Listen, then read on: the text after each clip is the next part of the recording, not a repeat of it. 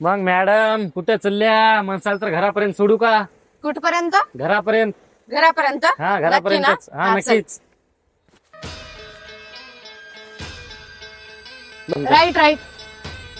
इकडे नाही, स्ट्रेट घे, स्ट्रेट घे. करेक्ट. बस बस स्ट्रेट. U turn U-turn.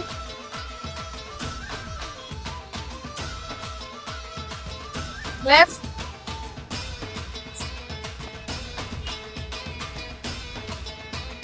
बस बस थांबवा इथेच.